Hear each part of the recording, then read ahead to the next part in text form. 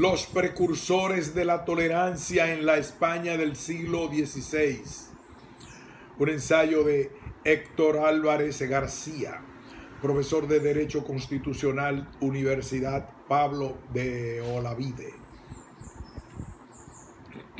Aproximación conceptual. Tomás y Valiente sostiene que el término tolerancia presenta 4 acepciones nítidamente diferenciadas. La primera está ligada a la indulgencia, que se caracteriza por la inclinación benevolente hacia las faltas de los demás. La segunda está conectada con el pragmatismo. No se reprime un desafuero por debilidad personal, institucional o pura conveniencia. La tercera está unida a la gracia. La magnánima autoridad condesciende con sus ofensores al modo de Augusto, según refiere Séneca en De Clemencia, y con la heterodoxia, permitiendo que acceda al mercado de las creencias a la manera de Enrique IV de Francia. Y la cuarta está imbricada con la igualdad y la libertad, que constituyen las señas de identidad del pensamiento ilustrado, cuyos orígenes se fraguaron en el reconocimiento de la dignidad del hombre por el humanismo cristiano y que constituyen el cañamazo axiológico de las primeras declaraciones de los derechos humanos alumbradas por el constitucionalismo liberal. Rufino destaca 2 vertientes de esta virtud cívica, a saber, una pasiva ligada al indiferentismo, vive y deja vivir. Se tolera la enojosa diversidad que no se puede reducir a la unidad, el mal menor. El referente histórico-político en la Europa de las creencias fue la Paz de Augsburgo, 1555, en la que se instituyó el principio cuius regio eius religio, cuyo radio de acción se proyectó sobre la Confederación de Varsovia de 1573 y el Edicto de Nantes de 1598. Esta precaria libertad de conciencia, bien poco es no hacer daño a quien se debe favorecer. Séneca. Dominó el viejo continente hasta que las revoluciones liberales subrayaron la dimensión activa de la tolerancia vinculada al reconocimiento jurídico de la pluralidad, la libertad y la igualdad. Valores inescindibles de la dignidad humana y signos identitarios de la sociedad humanista e ilustrada que arrumba el pensamiento único y ejerce su égida sobre la heterodoxia y la disidencia política. El despunte doctrinal, sin embargo, lo encontramos en la obra Respecto a los herejes y a quienes los queman, 1525, del anabaptista Hugh Mayer. Los inquisidores son los mayores herejes, ya que contra la doctrina y el ejemplo de Cristo les condenan al fuego y arrancan el trigo con la cizaña antes del tiempo de la cosecha. Porque Cristo no vino a matar, destruir y quemar, sino para que los que viven pudieran vivir más plenamente. y la floración práctica la hallamos en la ciudad polaca de Raków, reducto efímero de la libertad religiosa y polo de atracción académica para librepensadores, en la que los discípulos socinianos publicaron en 1605 el Catecismo Racoviano, en el que reflejaron la doctrina liberal de su maestro Socino. Comillas. Con la publicación de este catecismo no intentamos imponer nada a nadie. Al exponer nuestra opinión no oprimimos a nadie. Que todos sean libres de expresar sus ideas en los asuntos religiosos, con tal de que también se nos permita a nosotros expresar nuestra opinión sobre las cosas divinas sin sufrir daño o recibir insultos. En lo que a nosotros respecta, todos somos hermanos y no se nos ha dado ningún poder ni autoridad sobre la conciencia de los demás. Aunque entre los hermanos hay unos más sabios que otros, todos son iguales en la libertad y el derecho de filiación. Cierre de comillas. La etimología, no obstante, es concluyente. El sustantivo latino tolerancia significa paciencia y toleratio alude a la capacidad para el sufrimiento. Por su parte, el verbo tolerare se traduce por llevar, sostener, soportar, aguantar, resistir, así como sustentar, mantener, combatir o aliviar el hambre con algo. El adverbio toleranter equivale a pacientemente, con resignación, y el participio tolerans se refiere a quien sobrelleva, soporta y resiste. Así pues, parece evidente que el origen del vocablo tolerar está unido a las dos primeras acepciones del término que señala el diccionario de la lengua española de la Real Academia. 1. Llevar con paciencia. 2. Permitir algo que no se tiene por lícito sin aprobarlo expresamente. No obstante, debemos consignar que nuestro diccionario introduce una inflexión en la voz tolerancia, fruto de la influencia de la ideología constitucional que ha forzado su costura semántica. El respeto a las ideas, creencias o prácticas de los demás cuando son diferentes o contrarias a las propias. En efecto, como agudamente señala Barrio Maestre, tolerar nunca es aprobar. Se prueba lo que es bueno y se tolera lo que no es tan malo. Dicho de otra forma, es bueno tolerar ciertos males, pero que sean tolerables no significa que no sean males. Y seguidamente resalta su idea subrayando que no es lo mismo tolerar que respetar. Se tolera lo malo, el mal menor, mientras que se respeta lo bueno. En último término, el objeto propio del respeto es la persona y su dignidad. Sensu strictísimo, solo la persona puede decirse que es digna de respeto. Maraval señala que el vocablo tolerar es empleado con asiduidad en los documentos oficiales de la Cancillería de los Reyes Católicos con el significado de soportar o sufrir algo.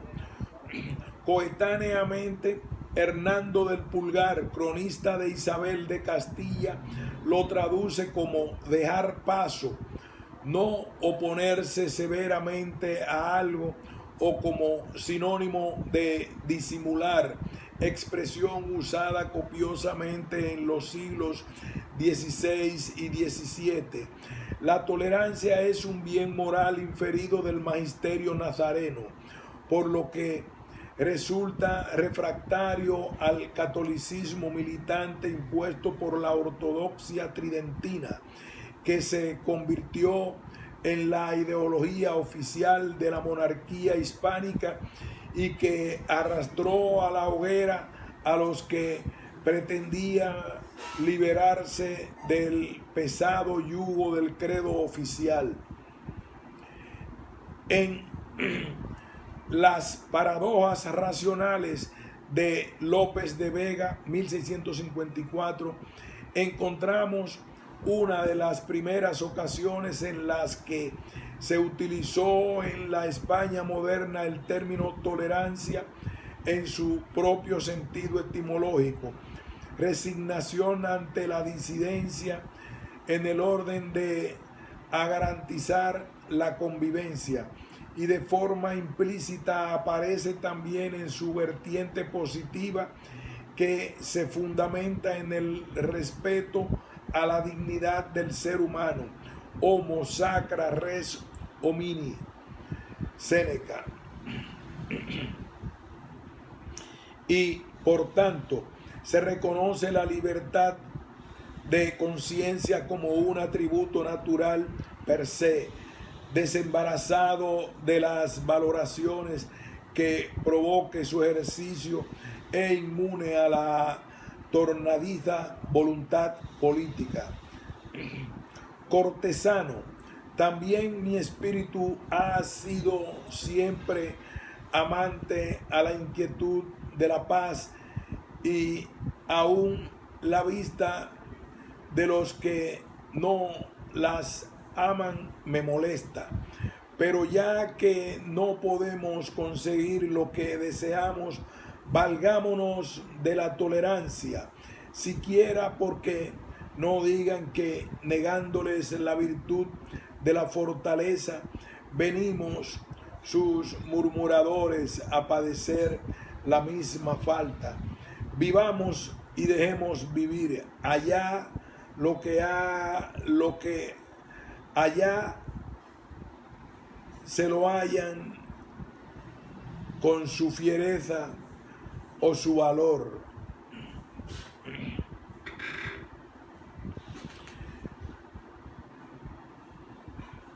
Filósofo: al hombre de juicio con todo el mundo le es patria, todos sus habitadores le son también paisanos.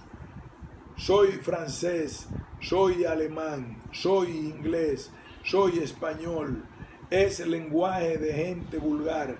Las virtudes y vicios de unos y otros es lo que solo nos debe hacer afectos o aversos.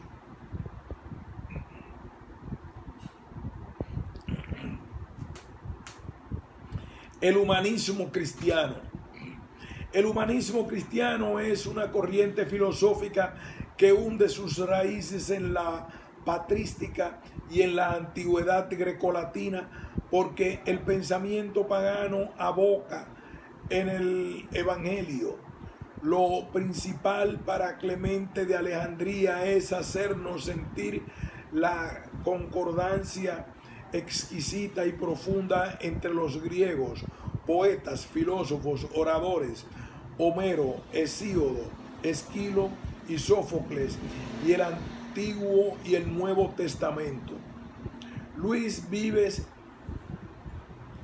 por su parte, era un entusiasta de la obra ciceroniana, en la que advirtió una penetración tributaria de la gracia divina.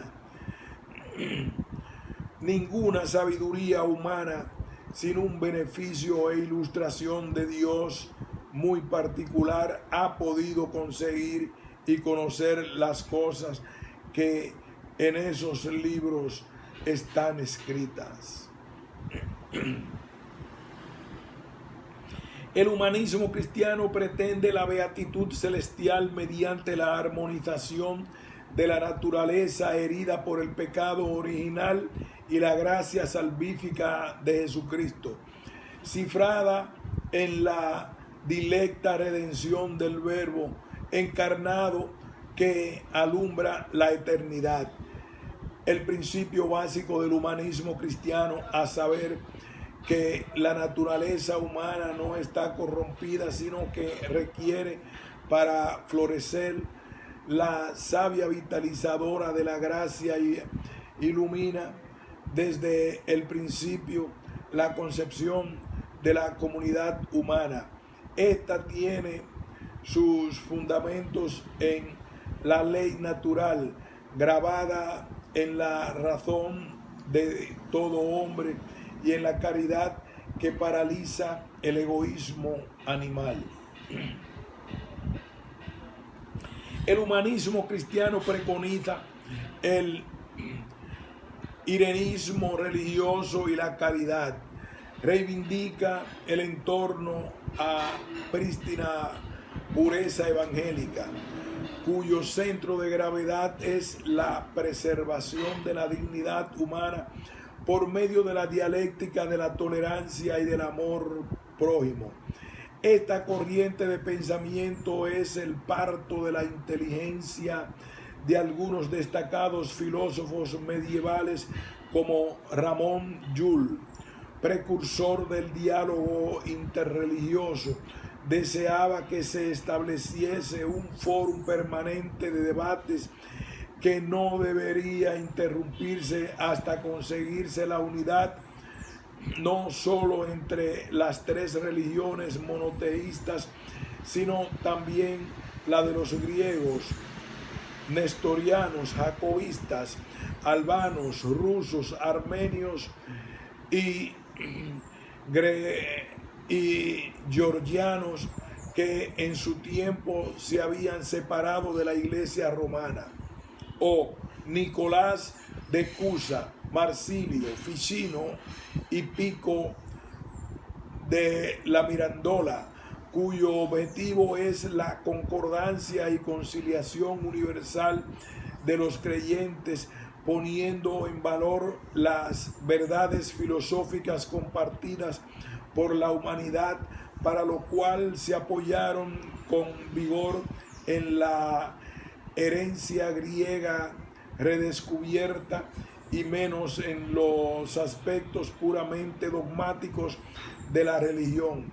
El sincretismo religioso, caracterizado por la unión de las iglesias y de las sectas, no obstante sus divergencias sobre la base de algunas verdades comunes, de algunos artículos fundamentales, comillas.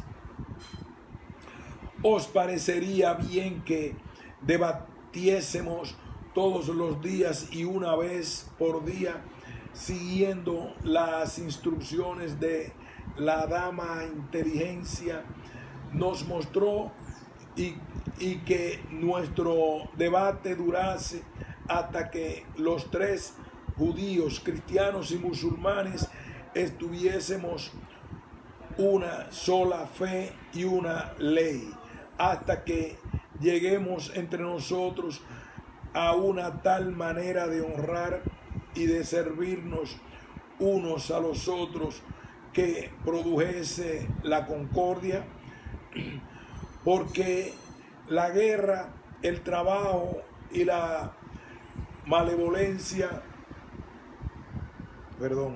tuviésemos una sola fe y una ley, y hasta que lleguemos entre nosotros a una tal manera de honrar y de servirnos unos a los otros que produjese la concordia, porque la guerra, el trabajo y la malevolencia y el hacer daño y ultraje impiden que los hombres concuerden en una sola creencia. La doctrina científica atribuye a Erasmo de Rotterdam, Lumen Mundi, el liderazgo del movimiento reformista de complexión espiritualista de la envilecida Iglesia Católica medieval, abanderado por el humanismo cristiano, cuyo magisterio se proyecta sobre el horizonte europeo. La Reforma alemana y el siglo de las luces, la libre investigación de la Biblia y, por otra parte, las sátiras de un Rabelais o Swift, las ideas europeas y el moderno humanismo. Todo esto son pensamientos nacidos de su pensamiento, pero no de su propia acción. En todas partes dio el primer empuje. En todas partes los movimientos fueron más allá de lo que él mismo había ido.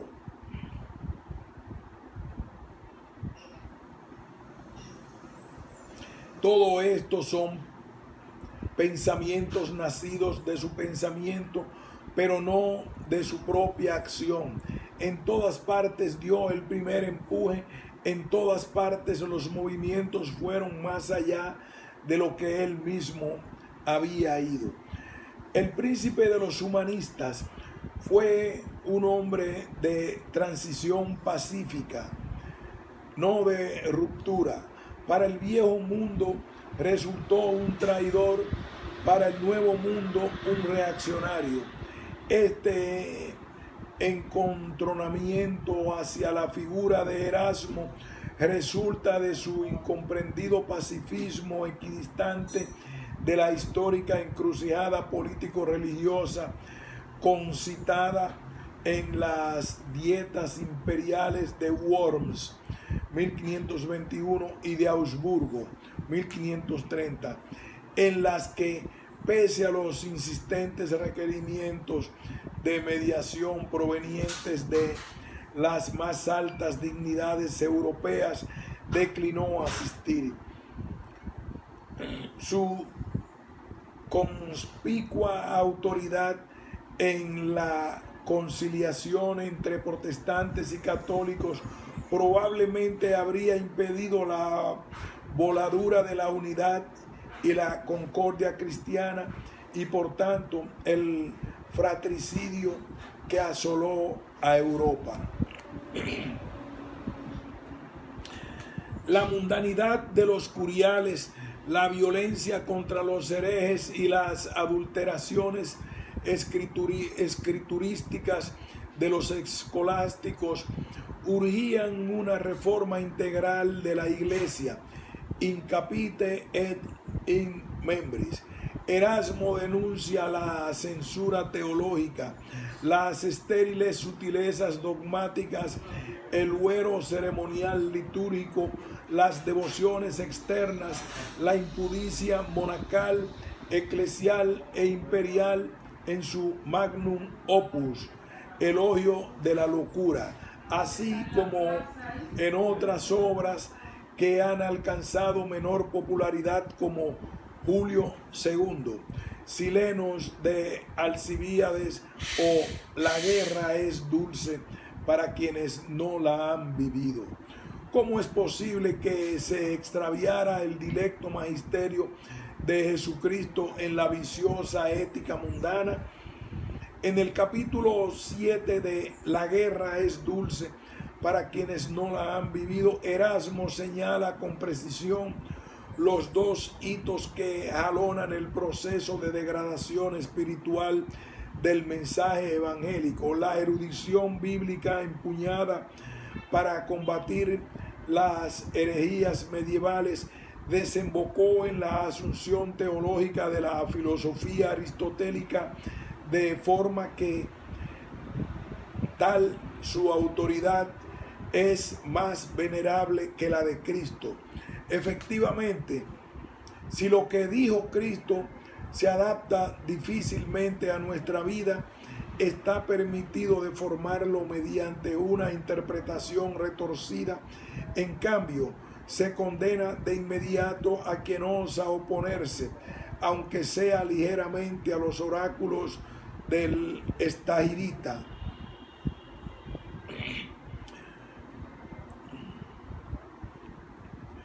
Nos esforzamos por conciliar todos sus decretos con la doctrina de Cristo, esto es, por mezclar el agua con el fuego. Y en segundo término, la incorporación de la doctrina evangélica de ciertas disposiciones del Corpus Juris Civilis, vigente en Occidente a partir del siglo XI, gracias a su redescubrimiento y estudio por la escuela boloñesa. Hemos aceptado también algunas cosas de las leyes imperiales por la justicia que manifiestan, y para que la concordia fuera mayor, hemos interpretado torcidamente la doctrina evangélica, adaptándola a ellas en la medida de lo posible. Ahora bien, estas leyes permiten repeler la fuerza mediante el uso de la fuerza, y que cada uno intente hacer valer su derecho. Aprueban el comercio, admiten la usura con tal de que sea moderada, alaban la guerra como una empresa insigne con tal que sea justa. El breve viaje de Inglaterra, emprendido en 1499, abonó en su desengaño escolástico.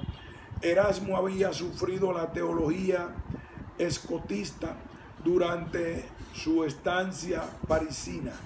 Gracias a la amistad trabada con el humanista cristiano John Coler, que le inculcó de una forma viva la realidad de una teología alternativa a la escotista, una teología de inserción escriturística que ampliaba el retorno humanista a la antigüedad de las letras, a las fuentes originales de la religión cristiana.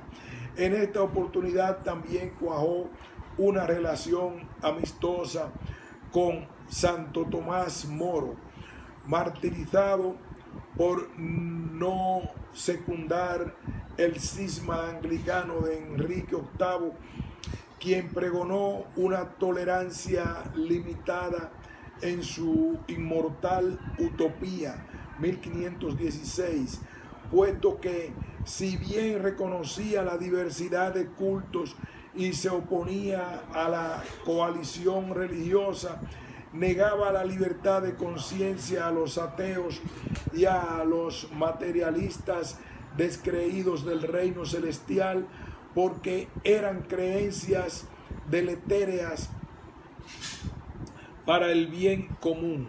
Asimismo, defendió la represión contra las iglesias reformadas por socavar el orden público y atentar contra la unidad de la fe cristiana, imprescindible para emprender la guerra justa contra el turco, invasor de la cristiandad.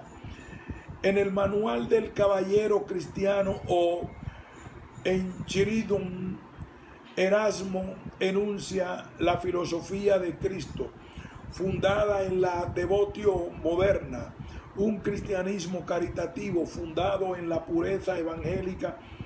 Mira cómo se aman estos cristianos los unos a los otros.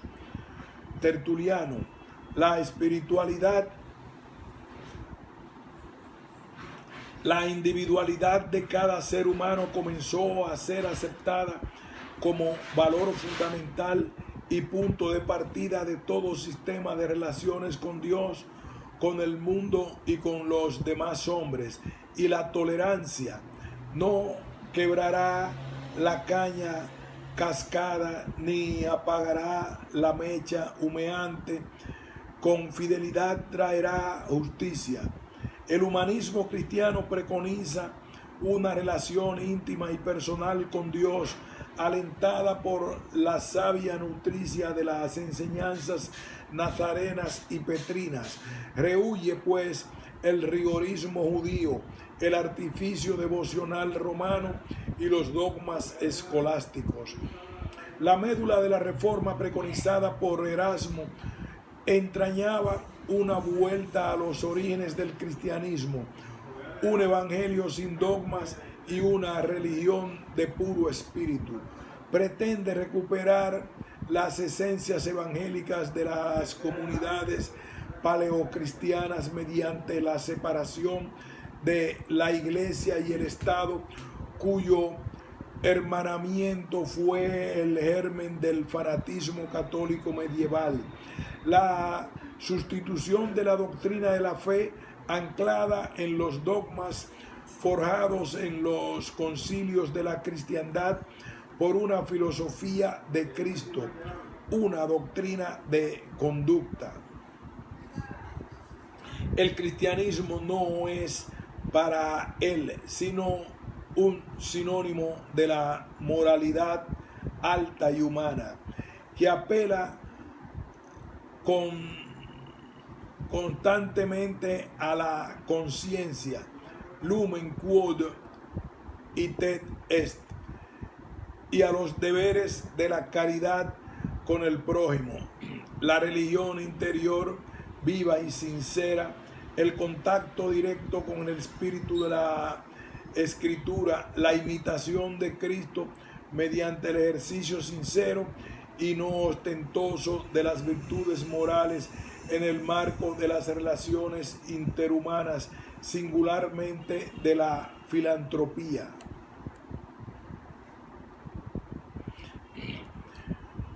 Comillas. Lo esencial de la filosofía cristiana consiste en saber que toda nuestra esperanza descansa en Dios, que nos concede gratuitamente sus dones por mediación de su Hijo. La muerte de Jesús nos rescata, el bautismo nos une a su cuerpo, muertos a los deseos. El bautismo nos une a su cuerpo, muertos a los deseos de este mundo.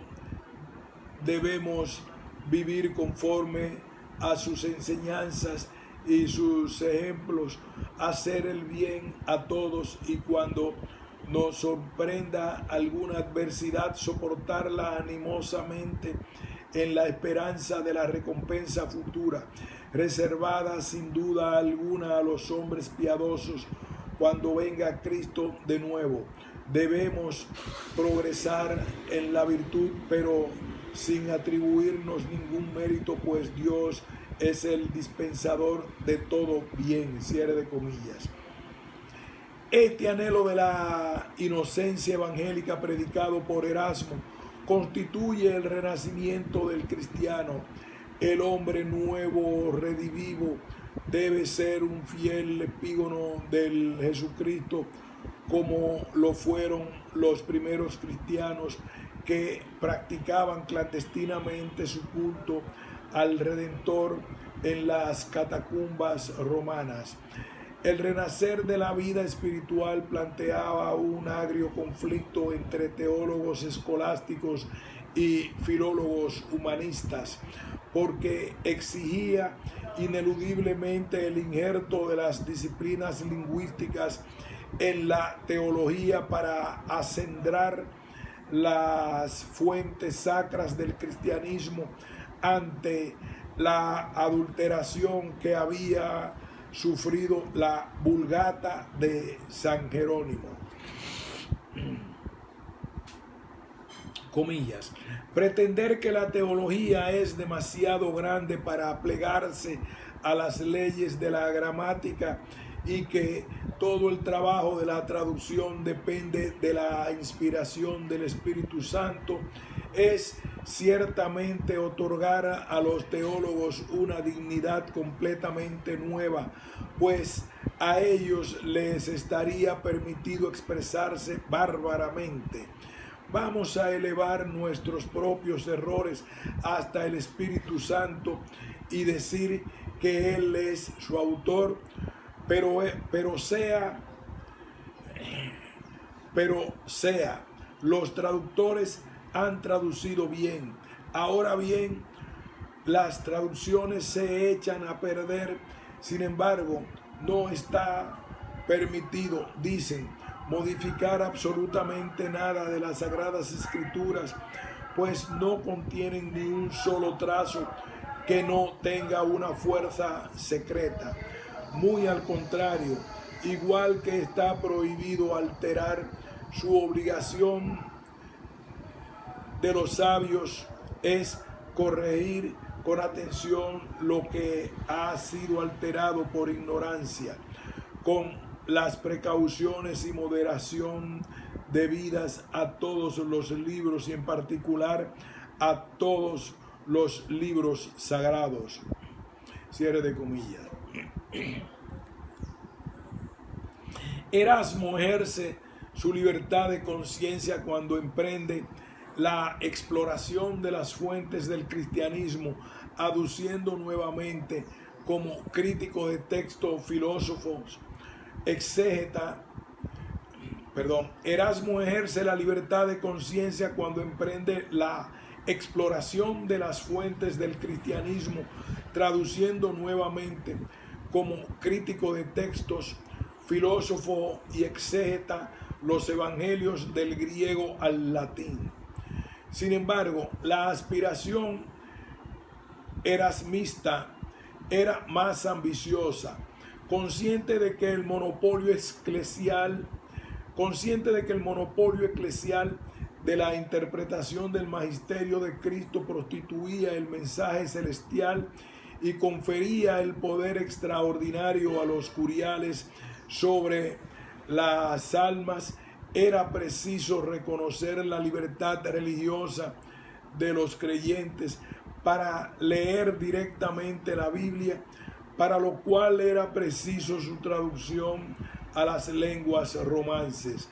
La vida de Cristo, tal como es referida a los evangelios, no debe seguir siendo por más tiempo privilegio de frailes y curas, de la gente que sabe latín.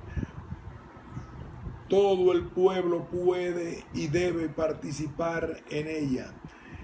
El aldeano debe leerla detrás de su arado, el tejedor de su telar. La mujer tiene que poder transmitir a sus hijos este núcleo de todo el cristianismo. El humanista holandés diseñó una propuesta de reforma de la Iglesia romana que gravitaba sobre tres pilares. 1.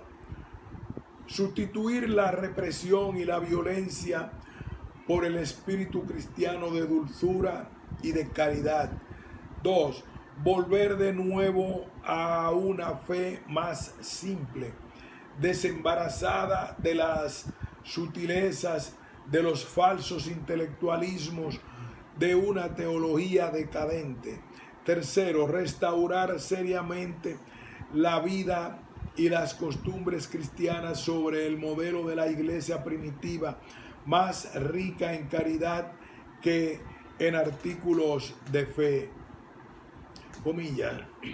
La suma de nuestra religión es la paz y la concordia. Lo que no se puede mantener más que con una condición: definir el número más pequeño posible de dogmas y en muchas cosas dejarlas al juicio propio de cada uno, pues la oscuridad de muchas cuestiones es realmente inmensa. Por otra parte, constituye un mal ingénito en el espíritu de los hombres, según el cual, cuando una cosa se ha puesto en discusión, ya no saben volverse atrás. Ahora se apela al concilio ecuménico para que resuelva muchos problemas. Se haría mejor remitiéndolos al día en que el enigma y el espejo, habiendo desaparecido, veamos a Dios cara a cara. Cierre de comillas. La reforma protestante constituye un complejo fenómeno político religioso erizado de confesiones heterogéneas, las reformas protestantes que brotaron de las 95 tesis sobre las indulgencias clavadas en la puerta de la iglesia de Todos los Santos de Wittenberg en 1517 por el fanático fraile antisemita Martín Lutero. El dómine de la revolución nacionalista y antropocéntrica, el hombre de la medida de todas las cosas, Protágoras, y sus aventajados discípulos Zwinglio y Calvino pronto remedaron a la ramera de Babilonia y se divorciaron de la piadosa reforma erasmista, adoptando su propio ideario religioso, cuyo objetivo era sujeción de la iglesia al poder político y la escisión entre la gracia y la naturaleza, entre el orden natural y sobrenatural, por medio de la justificación de la fe, doctrina del servo-arbitrio y la predestinación. Comillas. Lo sobrenatural, la gracia, quedaba totalmente extrínseca al hombre, el cual ni siquiera tenía que preocuparse de cooperar con ella. El orden sobrenatural no comportaría ya una renovación profunda de la persona, sino una simple adjudicación de los méritos de Cristo, hecha a este hombre sí y a aquel no, según capricho del Dios predestinante. La filiación divina ganada por la redención era puro nombre. No se era hijo de Dios, sino sujeto de su providencia, pero de una providencia tal que bien pudiera llamarse también fatalidad, por cuanto el hombre ninguna opción le cabía respecto de su destino eterno. Cierre de comillas. La estrepitosa proclama liberal albergaba una sutil añagaza. Lutero predicaba la tolerancia religiosa por medio de la relación directa con Dios, sin sujeción a dogmas, autoridades ni magisterios eclesiales.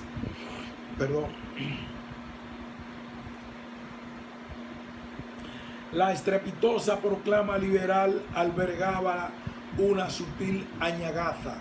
Lutero predicaba la tolerancia religiosa por medio de la relación directa con Dios, sin sujeción a dogmas, autoridades ni magisterios eclesiales, y el reconocimiento del derecho a la libre interpretación de la Biblia por los creyentes, la teoría del sacerdocio universal, pero en realidad embozaba un ariete con el que abrir las puertas de las ciudades y perpetrar una revolución intolerante y homicida contra el discrepante de los nuevos dogmas protestantes, una vez que la acción evangelizadora, aprovechando la debilidad papista, lograse la conversión de la mayoría del territorio. Esta transfiguración violenta de la reforma desencadenó siglo y medio de crudelísimas guerras religiosas que desangraron el viejo continente en orden a disputar la hegemonía católica sobre el orbe, pero la ausencia de unidad teológica dentro del protestantismo y la propia violencia desatada en el seno del movimiento reformista diluyeron cualquier pretensión supremacista. La factura impagable de la barbarie protestante fueron miles de católicos quemados por las autoridades civiles de Alemania, Suiza, Francia e Inglaterra a causa de su herejía. Interpretar la Biblia de manera diferente al oráculo de turno, paradójicamente convertido por su propia autoridad en supremo exégeta de la palabra de Dios. Las masacres cainitas en Europa no pudieron ser encauzadas hacia la tolerancia por vía del diálogo en los numerosos coloquios, especialmente Ratisbona 1541, celebrados al más alto nivel teológico en Alemania y auspiciados por Carlos V. Tampoco contribuyó a tender puentes el encastillamiento dogmático de la contrarreforma católica que se estaba fraguando en el Concilio de Trento. Finalmente, los debates doctrinales fueron suspendidos debido a la radicalidad de las disensiones que no permitían albergar expectativas razonables de concluir un acuerdo de mínimos, esto es, una serie de artículos de fe aceptados por católicos y protestantes en el marco del respeto a las discrepancias en los demás dogmas no esenciales para la salvación de las almas, lo que hubiese coadyuvado decididamente a la reconciliación cristiana. La paz de Augsburgo de 1555 signó el fracaso político del emperador, que durante décadas buscó infatigablemente la integración de los protestantes en una confederación cristiana que luchase contra el infiel musulmán. En el Renacimiento se rompe esa unidad de la conciencia cristiana y bajo el impulso juvenil y vigoroso de aquella etapa bulliciosa, anhelante, crédula y embriagada por su propia facundia, se despliega una serie de dualismos que el espíritu analítico de la época no solo no intenta resolver en una unidad superior, sino que por el contrario le lleva a complacerse en exaltar la esencial sustantividad de cada uno de los términos a fin de enriquecer el cuadro de las dicotomías de la cultura. Se impuso finalmente la práctica intolerante consolidada en los principados germanos y en las ciudades soberanas suizas, iglesias nacionales instituidas y controladas por una suerte de teocracia real a la que estaban sujetos los súbditos, sin otras alternativas para los infieles que la conversión o el exilio, con el que se suturó de forma inescindible nacionalidad y religión.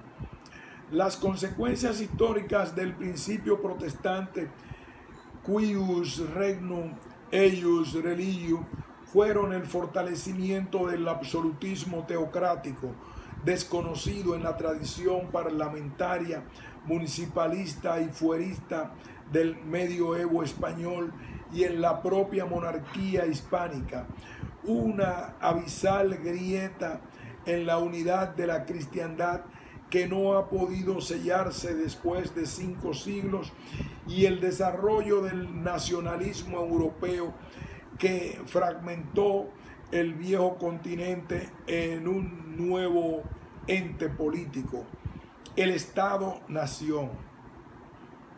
El sabio holandés no fue un hombre de acción, fue un hombre de reflexión y de refinada expresión que observaba descorazonado la desfiguración de su ideario reformista y la tragedia europea, la deriva El sabio holandés no fue un hombre de acción, fue un hombre de reflexión y de refinada expresión que observaba descorazonado la desfiguración de su ideario reformista y la tragedia europea, la deriva intransigente y violenta de las iglesias reformadas responsables de la fragmentación de la cristiandad. Sin embargo, debemos subrayar que Erasmo, junto con otros destacados discípulos como Moro, Vives, Furió, Seriol y Cerver, defendieron la libertad religiosa en la atribulada Europa del 500, cuya impronta doctrinal se hará patente en los egregios filósofos ilustracionistas de la segunda mitad del siglo XVII como Spinoza, Pufendorf, Locke o Bailey. Los ceramistas españoles. Los erasmistas españoles. El erasmismo tuvo un gran predicamento en España durante el primer tercio del 500, no solo entre la intelectualidad patria, sino que su pensamiento coronó las cumbres áureas. El erasmismo tuvo un gran predicamento en España durante el primer tercio del 500, no solo entre la intelectualidad patria, sino que su pensamiento coronó las cumbres áureas, gozando de la protección real, inquisitorial y eclesial. Es una paradoja histórica la floración de traducciones de Erasmo en el país de la Inquisición, en esa España donde la censura de los libros sería unas cuantas décadas después más severa que en ningún otro lugar. La protección erasmista dispensada por el propio emperador y su corte resultó fundamental para su arraigo hispánico y para conjurar los embates escolásticos perpetrados en la Conferencia de Valladolid de 1527, Annus Mirabilis del poder regio, encumbrado por la victoria de Pavía ante Francisco I y el Sacro de Roma. Sin embargo, la salida de España del rey para atender los conflictos internaciones y los fallecimientos del inquisidor general Alfonso Manrique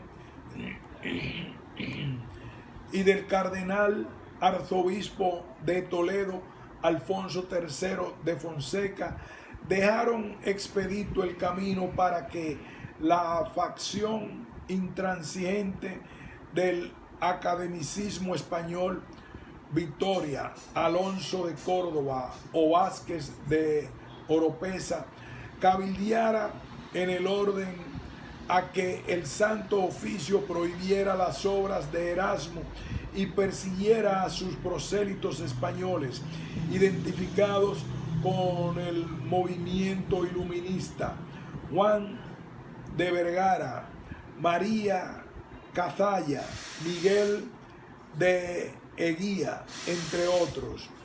El maestro Nebrija comparte con Servet, Vives y Vergara la actitud abierta, antiescolástica y antibárbara de aplicar técnicas humanistas a la mejor comprensión del texto y del mensaje, tanto clásico como evangélico. y que fueron perseguidos por la Inquisición. La libertad de filosofar a la que se había acostumbrado durante sus años de estudio en Bolonia propició que probara las crípticas logomaquias de la escolástica, la endémica ignorancia del latín, y a los médicos, gramáticos y juristas y teólogos por su incapacidad para interpretar correctamente los textos clásicos, lo que le procuró no pocos antagonistas en la Universidad de Salamanca.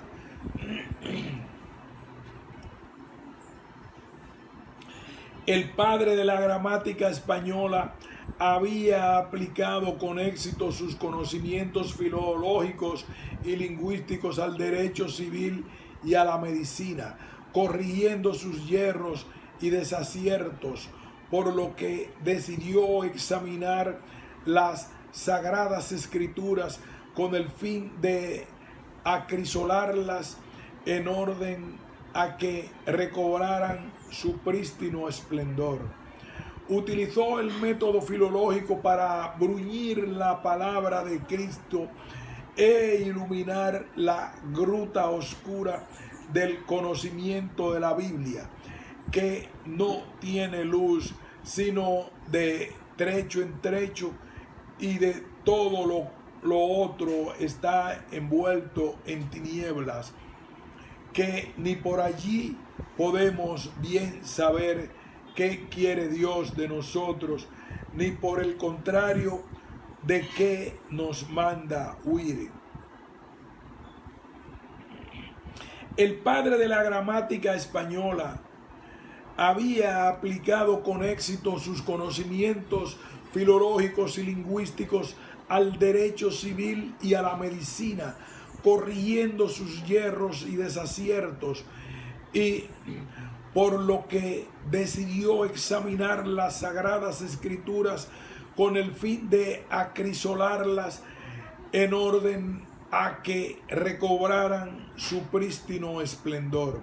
Utilizó el método filológico para bruñir la palabra de Cristo e iluminar la gruta oscura del conocimiento de la Biblia, que no tiene luz sino de trecho en trecho, y de todo lo otro está envuelto en tinieblas, que ni por allí podemos bien saber qué quiere Dios de nosotros, ni por el contrario de qué nos manda huir.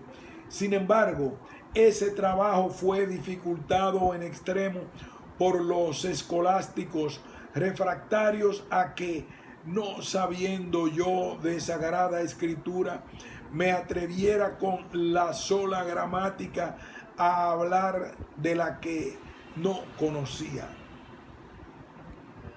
Nebrija personificó el primer enfrentamiento de los múltiples que vería el siglo XVI entre los polemistas de la escuela tomista, que arrogaban el monopolio de la interpretación de la Biblia, y los escrituristas partidarios del análisis de la traducción directa de los textos en sus lenguas originales, hebreo, griego y arameo, ya que permitían descubrir su significado genuino sin las distorsiones interesadas de los dogmáticos. En 1505 tenía preparados para publicar unos comentarios que corregían alrededor de 50 pasajes de las Escrituras, prima quincuagena, pero al ser delatado por los dominicos que dominaban el santo oficio, el inquisidor general Deza le arrebató el manuscrito para que desistiera de escribir sobre el tema. La segunda decidió no publicarla y la tercia logró hacerlo cuando el cardenal Cisnero, promotor de la Biblia políglota y que la apreciaba intelectualmente, gobernaba el Santo Oficio. Comillas. Todas las vigilias que durante estos 10 años he consagrado a las sagradas letras se han encaminado a limpiar algunos lugares de ellas que estaban viciadas por los copistas o a descubrir los sentidos recónditos de ciertas palabras, pero como una orden superior me tenía sellados los labios para que no hablase de estas cosas en que había puesto tanto trabajo. Me sometí a los superiores eclesiásticos esperando que vendrían tiempos en que podría manifestar libremente mi parecer. Y he aquí que lo que nadie podía esperar, andando el tiempo, llegó ese día, porque siendo tú inquisidor general, puede decir cada uno lo que siente con toda libertad. Cierre de comillas.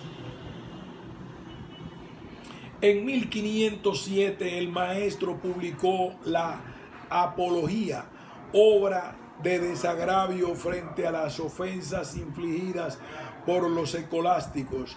Constituye un audaz alegato en defensa de la libertad de expresión y una catilinaria contra los inquisidores de la conciencia, efectuados por una persona exhaustiva de vivir arrojada en un país sectario que ahogaba su libertad. Dos puntos, comillas.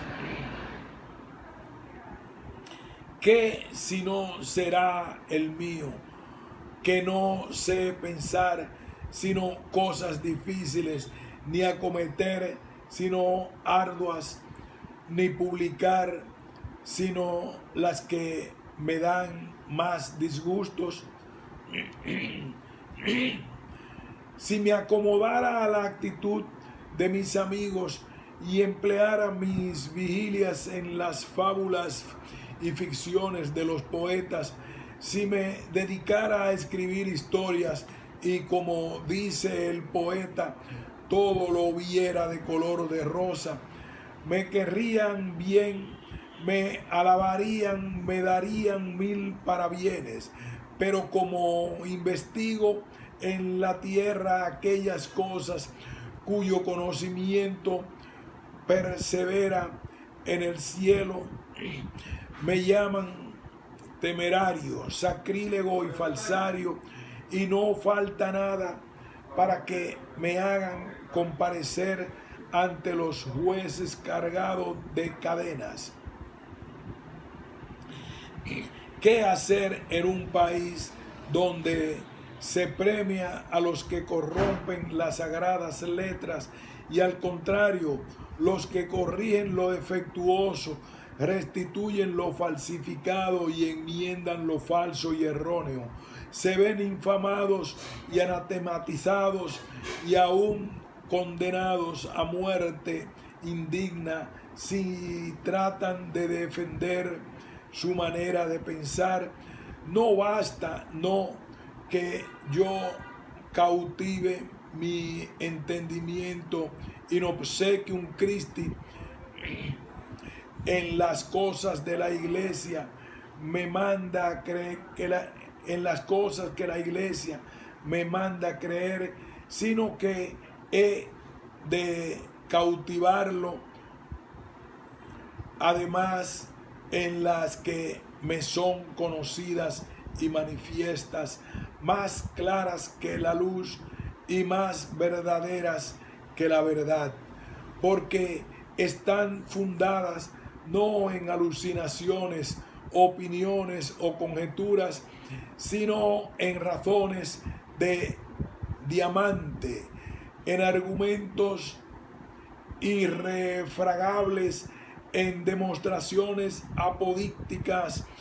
He de decir a la fuerza que no sé lo que sé, qué esclavitud o qué poder a este tan despótico. ¿Qué debo decir?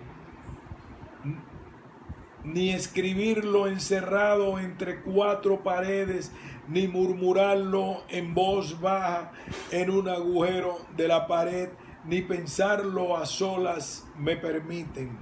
¿Y qué cosas son estas que ni pensarlas te permiten? Las que se refieren a la misma religión, en las cuales, según el salmista, puede meditar el varón justo de día y de noche, dice Acnote.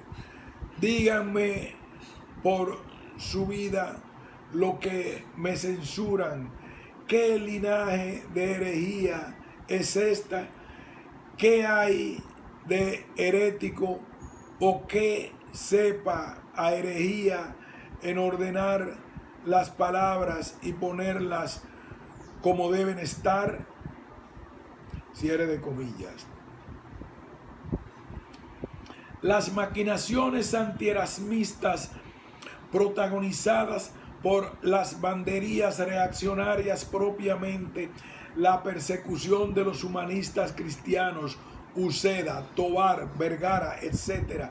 De modo que después de la muerte de Erasmo, 1536, principian los tiempos recios. Santa Teresa de Jesús, para la libertad en los campos espiritual y teológico. Comillas, los inquisidores querían que nadie se aficionase a estas letras humanas por el peligro. Por ellos, como ellos pretenden que en ellas hay de que así como enmienda un humanismo un lugar de Cicerón, así enmendará uno de la Santa Escritura, y diciendo mal de los comentadores de Aristóteles, hará lo mismo de los doctores de la Iglesia. Estas y otras semejantes necedades me tienen desatinado, que me quitan las ganas de pasar adelante. Cierre de comillas. En 1533, Rodrigo Manrique, hijo del inquisidor general Alfonso Manrique de Lara, escribió desde París una carta a Luis Vives sobre el encarcelamiento de Vergara, en la que relata el examen.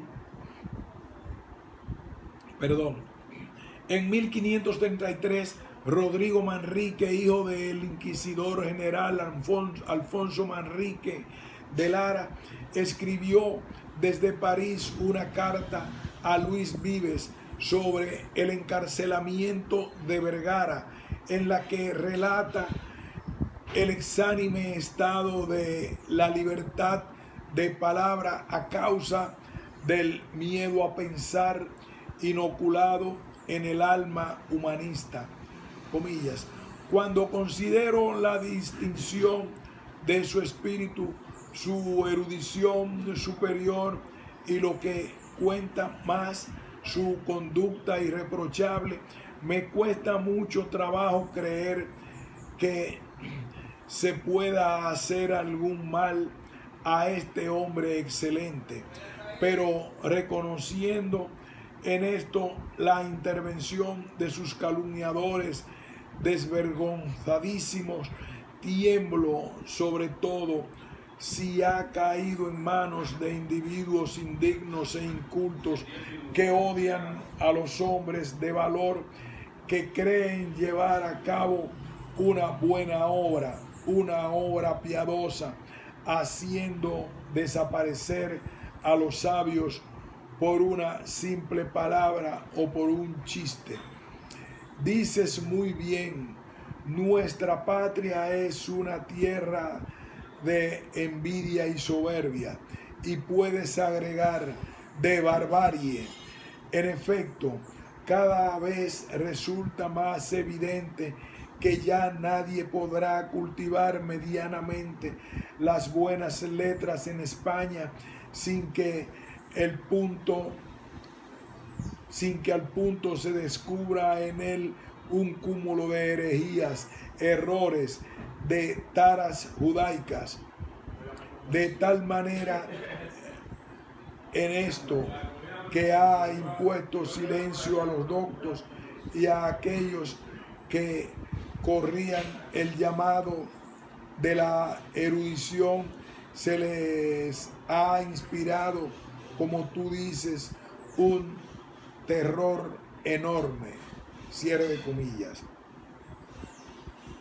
El valenciano Luis Vives, comillas, una de las cabezas más liberales y nobles que a la humanidad dio España, Marañón, revolucionó la pedagogía europea desde Flandes, lugar al que se expatrió en su adolescencia a causa del semitismo familiar. Combatió con intemperancia a los discutidores de la Sorbona y trabó una sincera amistad con Erasmo y Tomás Moro. No obstante, compartía más puntos en común con el abogado inglés que con el pusilánime holandés. Una reforma social articulada en el caso de Vives mediante una política inclusiva de los desposeídos. Vamos a repetir este párrafo. El valenciano Luis Vives, una de las cabezas más liberales y nobles que a la humanidad dio España, Marañón, revolucionó la pedagogía europea desde Flandes, lugar al que se expatrió en su adolescencia a causa del semitismo familiar. Combatió con intemperancia a los discutidores de la Sorbona y trabó una sincera amistad con Erasmo y Tomás Moro. No obstante, compartía más puntos común con el abogado inglés que con el pusilánime holandés. 2 puntos.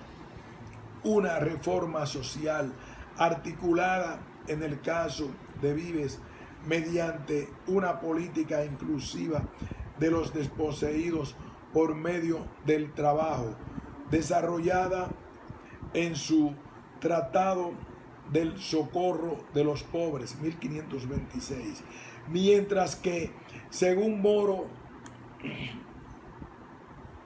la plaga de mendigos que atormentaba a Inglaterra solo podría ser redimida a través de la devolución de las tierras de labranza convertidas en improductivos pastizales, implementada mediante una limitación de la propiedad privada encaminada al bien común.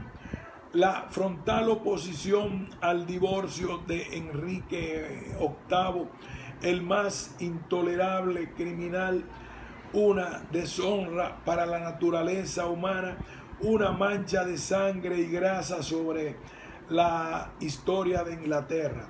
Dickens y la guerra justa contra el turco, porque el Islam constituía una amenaza más grave que la reforma luterana, cuya neutralización debería encauzarse por la vía pacífica de un concilio que diera satisfacción a la fe tradicional, pero también a las justas exigencias de los luteranos. Asimismo fue un paladín de la libertad de filosofar en una Europa grávida de fanatismo religioso, comillas. ¿Cuál es la causa de que, habiendo tenido Atenas tantos sabios y tantos Roma y tantos nuestra religión cristiana, en nuestros tiempos haya tan pocos o ninguno?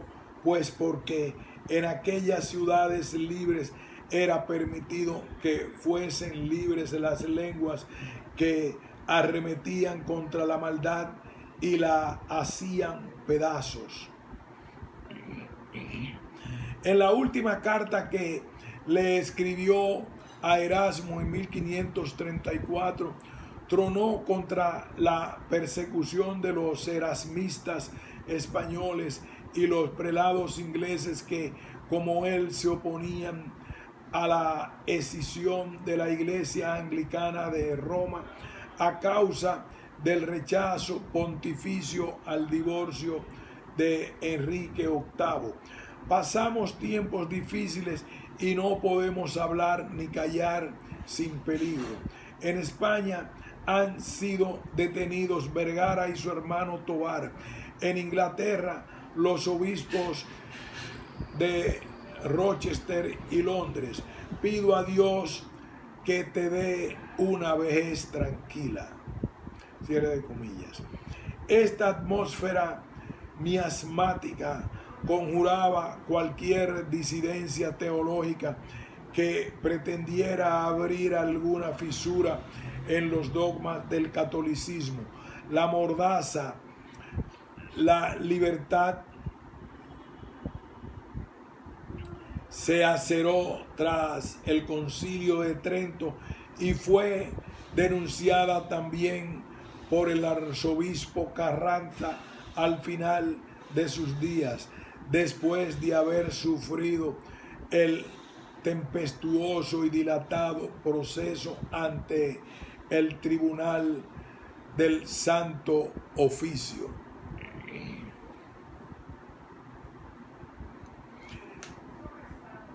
Comillas.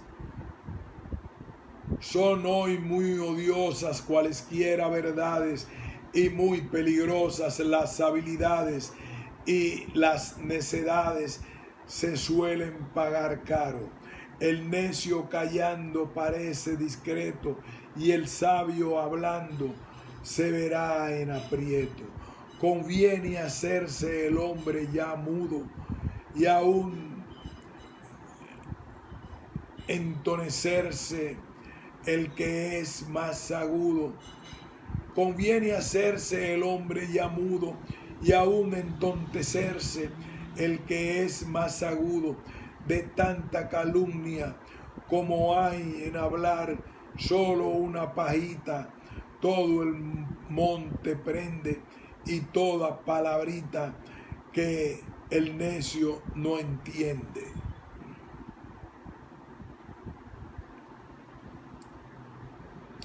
Y será el efecto de su razonar acaecerle cosa que aprende a callar. Gran fuego prende, y para se apagar no hay otro remedio si no es con callar. La adiposa lista de humanistas atormentados por la Inquisición a causa del mover la lengua de otro modo no estaría completa si omitiéramos los procesos inquisitoriales incoados en 1572 a los hebraístas salmantinos, Fray Luis de León, Gaspar de Grajal y Martín Martínez de Cantalapiedra, detonados por las delaciones de unos docentes de la Universidad de Salamanca. El origen y causa de esta denunciación que hizo contra mí no fue en celo de verdad, sino pasión y odio y deseo de destruirme con mentiras y calumnias. Contará esto si constare que los primeros autores de este movimiento fueron enemigos míos e interesados en mi daño y concertados y conjurados para él. Comillas. Aquí la envidia y la mentira me tuvieron encerrado. Dichoso el humilde estado del sabio que se retira de aqueste mundo malvado y con pobre mesa y casa en el campo deleitoso con solo Dios se compasa y a solas su vida pasa, ni envidiado ni envidioso. Fray Luis de León. Tras superar los embates del Tribunal de la Fe, los profesores salmantinos concluyeron que el ejercicio de la libertad de cátedra, conforme a su leal saber y pretender, era una temeridad que le situaba permanentemente en el filo de la navaja inquisitorial, por lo que se allanaron a la admonición paulina de la sobriedad en la sabiduría. Non plus sapere quam apportet sapere, sed sapere ad sobrietantem. A pesar de lo que comportaba yugular su libre pensamiento y prosternarse ante la doctrina teológica oficial sancionada por el poder civil y religioso. Miguel Servet es un mártir de la libertad de expresión, un símbolo de la lucha a favor de la libertad de conciencia que sería recogido y ampliamente esgrimido en los siglos posteriores por los pensadores liberales del siglo de las luces para defender en diferentes grados la necesidad de instaurar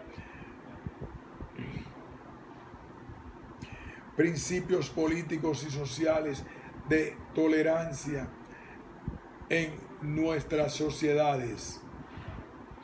El humanista aragonés defendió la libre interpretación de los textos bíblicos y se enfrentó a la pena capital impuesta a los herejes por los papistas y los reformadores protestantes.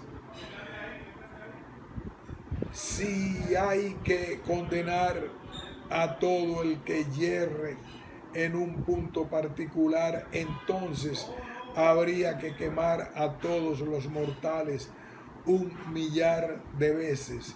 Si yo he tomado la palabra por la razón que sea, han sido para proclamar que me parece grave matar a los hombres bajo pretexto de que se equivocan en la interpretación de algún punto, puesto que sabemos que incluso los elegidos no están exentos de caer en el error. Aquí hacemos una pausa y continuaremos más adelante con el párrafo. Servet fue un osado defensor de la libertad de conciencia.